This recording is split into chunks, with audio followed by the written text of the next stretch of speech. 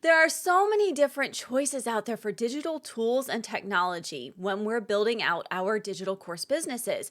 It's amazing, but it's also downright dizzying. All too often, I hear course creators coming and asking, what technology do I need? Because the process of figuring it out is time consuming, it's overwhelming, and frankly, very few of us have the time to compare 20 different tools all for the same thing when we're wearing all of the hats inside our business.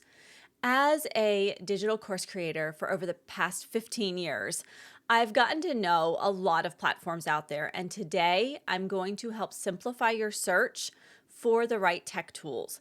And this is not going to be just another recommendation for AI tools. I'm going to share with you 6 of my favorite tools.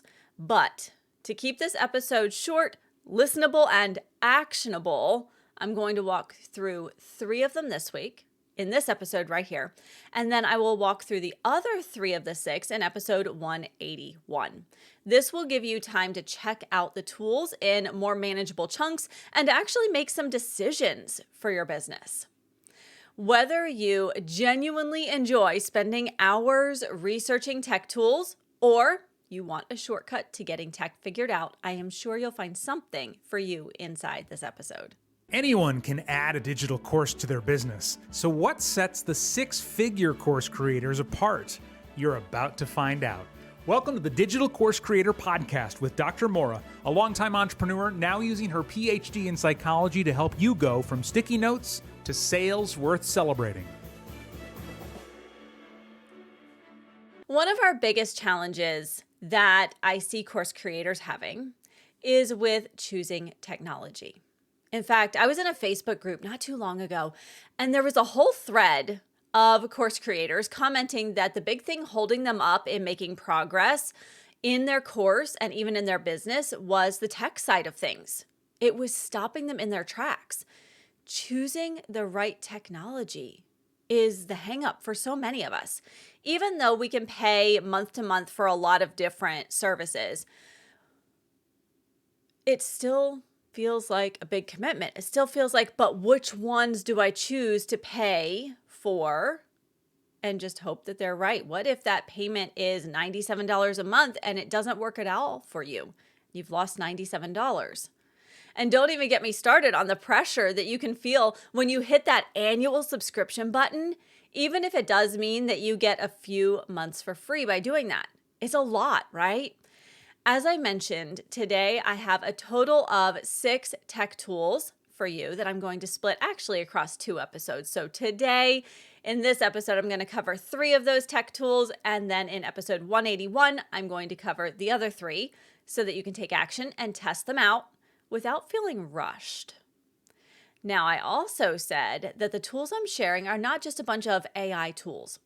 I don't actually love most of the AI tools out there, but there is one part of one tool that I'm going to share today that has an AI component that makes my day. So at the end of today's episode, I'm going to share more about that specific AI piece of tool 2.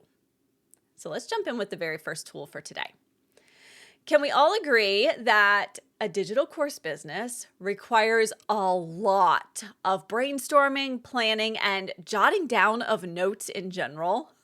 Right now, my desk is pretty organized, I have to admit, but I still have about 12 sticky notes filled with ideas and next steps. Some of these sticky notes are filled with ideas for my clients, some are for my own business, some are just reminders. Brainstorming is a really big part of a successful business. It's how we sort through ideas to find the best ones to pursue and the ones that kind of need to be set on the back burner to simmer for a little while. The challenge when we're trying to brainstorm and do all of these things is that we could pull out our trusty paper sticky notes. Trust me, I love sticky notes. I have a whole bin of them that actually sits right behind me. Or you could have that whole bin of sticky notes, or you can use an online tool to keep everything organized and away from your puppy who loves to eat paper, the cat who bats loose papers under the couch, or your child who grabs any available paper for their next art project. Whenever I post my course module brainstorming that I'm working on or something that I've mapped out in a Facebook group, I always get questions about how to do that in a way that's so organized, so neat, that looks so simple. And here's the tool that I love, Miro. Miro has templates. It has a blank canvas. You can pretty much map out any idea that you might have. It might be your vision board for the year, for the quarter, for the month. It might be your planner. Instead of maybe having a paper planner, you could have a planner on Miro. It might be a way to organize your course modules. It could be a flow chart for your virtual assistant. I mean, I think the possibilities here are endless. Miro is super flexible in terms of what you can do. And I do love that not only does it have the blank canvas so I can create whatever it is I want, there are so many different templates that if I'm feeling stuck, I'm not stuck for long because I can choose one of those templates and modify it for my needs. And on top of that, Miro has a lot of different tiers for pricing, including a really generous free tier. So in my book, it's worth checking it out.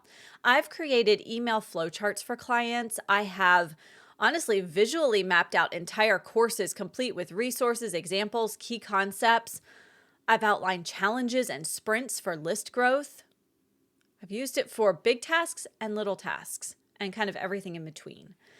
So while I do still love my sticky notes, clearly I told you I have about 12 on my desk right now, Miro works really well, especially if you're going to be out and about. You don't have to worry about leaving behind the all-important sticky note that has that key piece of information you need to keep moving forward. I cannot tell you how many times I've done that. And I've had to call my husband and say, hey, can you go back to my desk and find this sticky note? I'm not sure exactly what it says, but I know it has 4 points on it. Could you take a picture and send that to me? If I'm using Miro, I can sign in anywhere, check out what I needed to know, and then just keep moving forward. No one has to dig around on my desk or look on the kitchen counter for that missing sticky note, and then hopefully it didn't get trashed, right?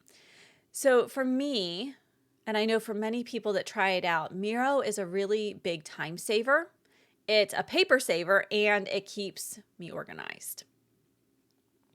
Now, if we are busy getting everything organized, it stands to reason that we will soon be ready to create content for our business, right? Content creation sometimes gets a really ugly rap, but in reality, content creation is all about getting your name out into the world.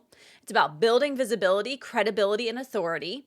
And it doesn't have to be something that generates burnout. It doesn't have to kind of have this ugly name or thing to it. It's truly a really amazing opportunity to share our knowledge, our wisdom, and our perspectives, even more importantly, with the world so that we can attract the right customers, the right clients, the right students.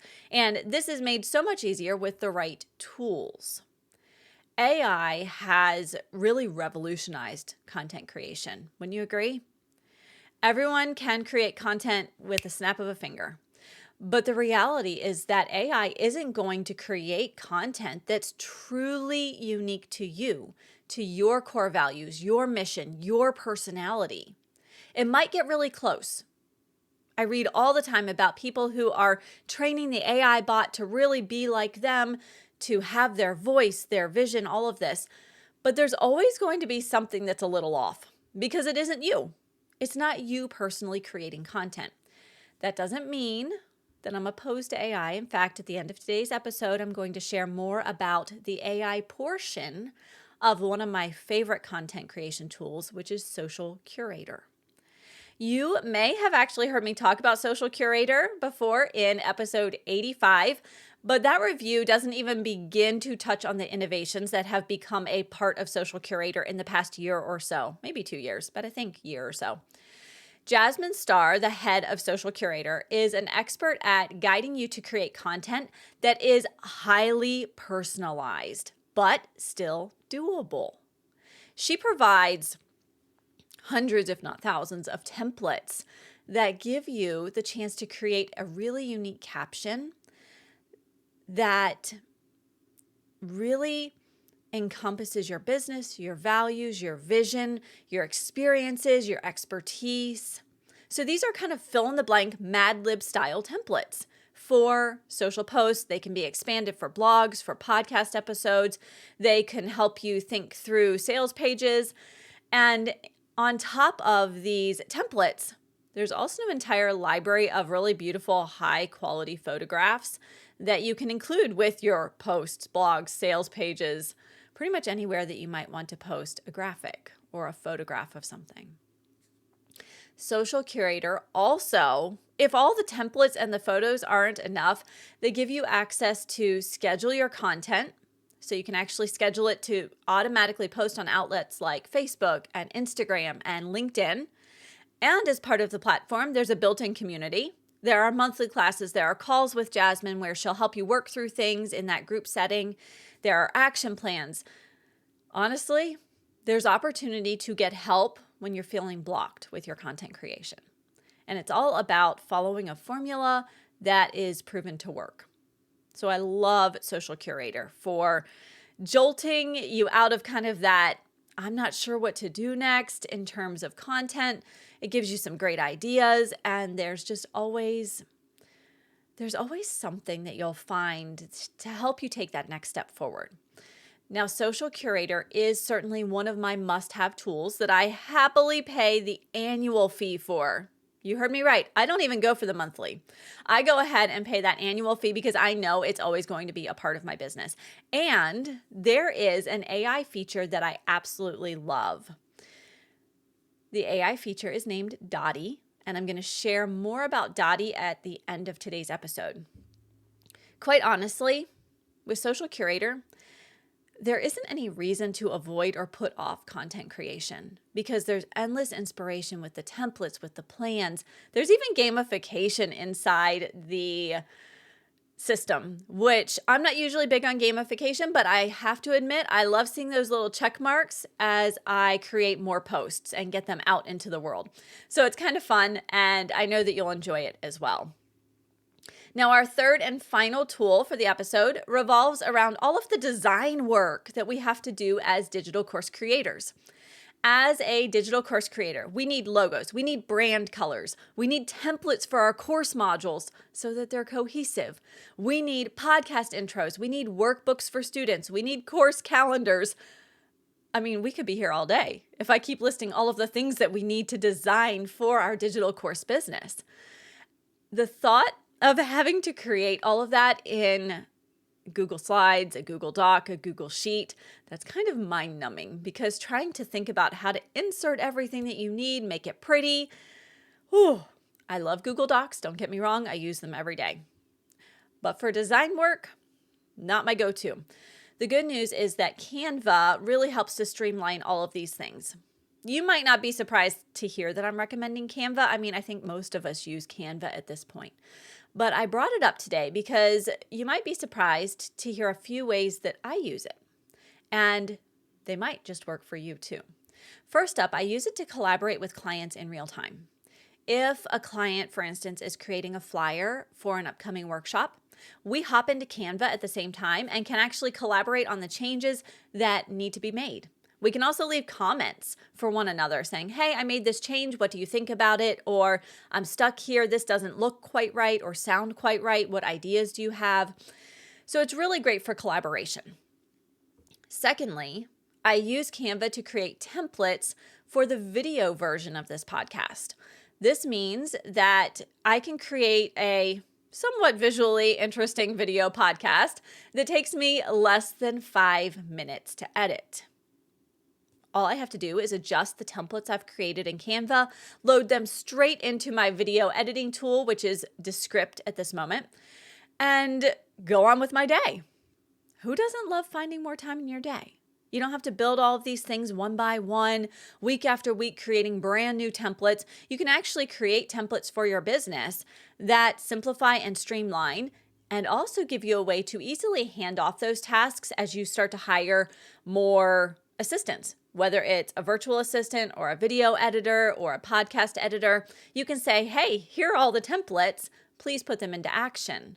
And it's just easier. It's time saving. It's energy saving. Now, finally, I also have used Canva for creating timelines for groups. For example, when I headed up a group of 10 entrepreneurs in a collaborative list building event, I created an entire schedule of to-dos, where to find each resource, a list of important dates with key actions. Everyone who participated, I think without fail, came back and said, it was so helpful to have those really organized, simple, clear timelines. They appreciated the simplicity of the documents that I created. Now, could I have done that in a Google Docs? Yeah, but everyone kind of appreciated the aesthetic and having something fancier to look at as they were going through these key actions that they had to take in order to be included in the event. So, even though Canva might be a no-brainer tool that you adopted long ago, you're sitting here thinking, but Moira, I already use Canva. I would encourage you to look for some new ways to use it so that you can save time. Maybe you can even save money on other subscriptions that you have. And of course, I'm always big on saving energy so that you can do more of what you love and spend less time pulling out your hair trying to design something in a Word doc or a Google Slides presentation that could have been accomplished in a few short minutes within Canva. My challenge for you this week is to look at each of the 3 tools that I shared and explore them. Miro, Social Curator, and Canva. How could, and I want you to do this in a really thoughtful way, how could each of these tools help you stay focused and be more productive over the next quarter, over the next year? And I also want you to think about the flip side of the coin, because that's really important when we're taking action. What are some potential ways that these tools could distract you from your key tasks for the quarter, for the year? Because we all know when we adopt new tech, new tools, it takes time, right? And if it's not a must-have right now, is it going to distract you from the things that you really do have to get done? The other thing that I'd like for you to pay attention to as you're testing out these tools is, does it work for you?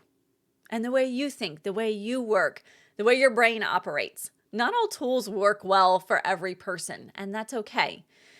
My goal here is to give you some options to test out, because we have to find the ones that work best for us.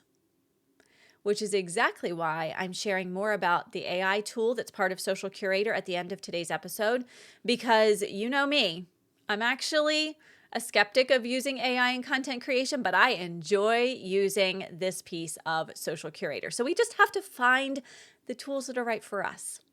The key is to take action this week instead of getting stuck in the muck and the mire of technology.